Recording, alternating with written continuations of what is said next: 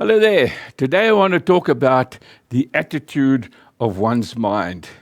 That attitude that helps us to develop opinions about certain things, certain issues, and certain people. You know, we all have opinions. I have an opinion, sometimes a strong opinion, sometimes, okay, well, I think about this or think about that. But when it comes to opinions, in South Africa, we have strong opinions about politics. In other places in the world, we have strong opinions about religion and in race relations and the economy, and all these sort of things demand an opinion, and we have to spread and vocalize our opinions, and it's all depending upon our attitude of our minds, how we're thinking and how we see life and how we experience life. Now, some time ago, I spoke about having the same mind of Christ. And in that ministry, I used scripture, Romans 15, verse 5. It was supposed to be there, but here we go. Romans 15, verse 5.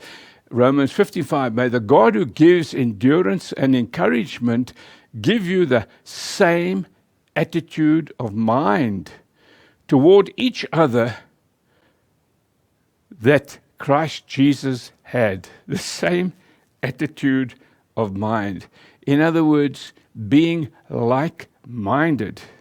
Now, the key here is toward each other. So Paul is writing to the church in Rome and saying, you guys have got all sorts of people and there's all sorts of issues, but you have to have the same attitude of mind towards your fellow brother, your fellow sister in Christ. Now, you know, in today's modern church, even that is a bit of a tall ask, because there's so many of so-called brothers and sisters in the Lord and in the church that demands a huge effort on our parts, and in some instances on my part, to have the same attitude of mind towards them as Christ had towards me. In other words, I have to be living in harmony with one another.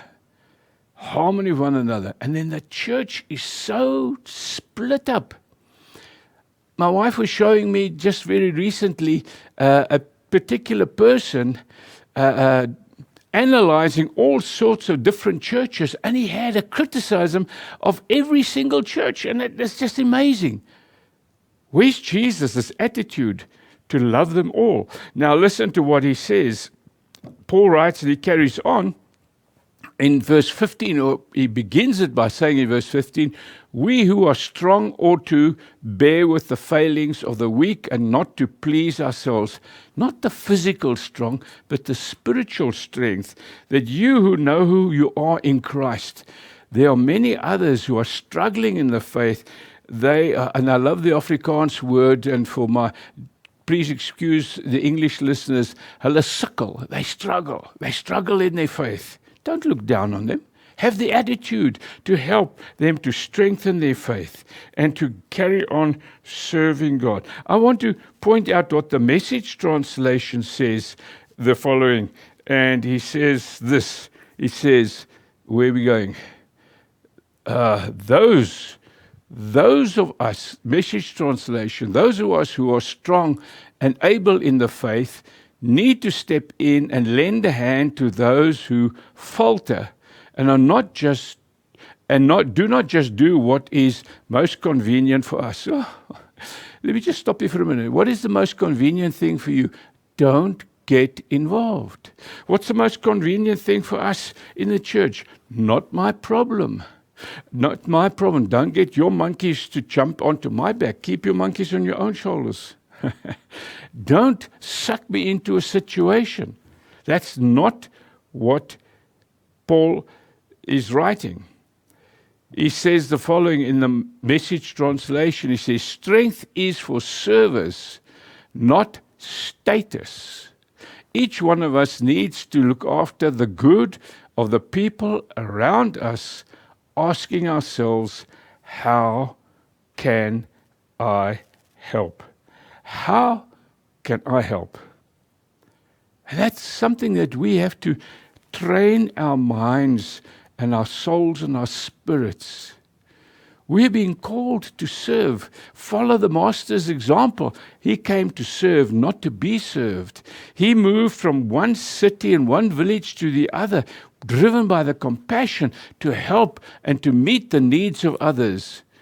Not for you and me to sit back in our churches in comfortable seats and to enjoy sermons and to say, it's my turn to be blessed.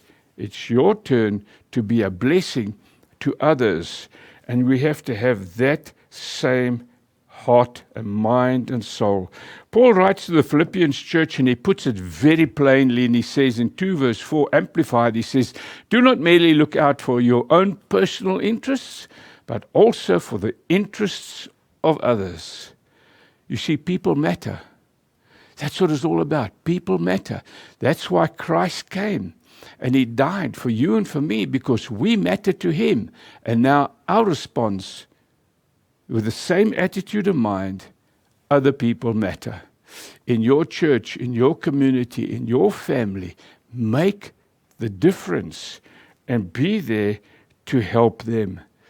Have the same attitude of mind that Christ had to save you, to be a blessing and strength and a person that can be relied upon by others in need. Father, I pray that you will help us to be that person that has that attitude of mind. How can I help? How can I make a difference in somebody else's life?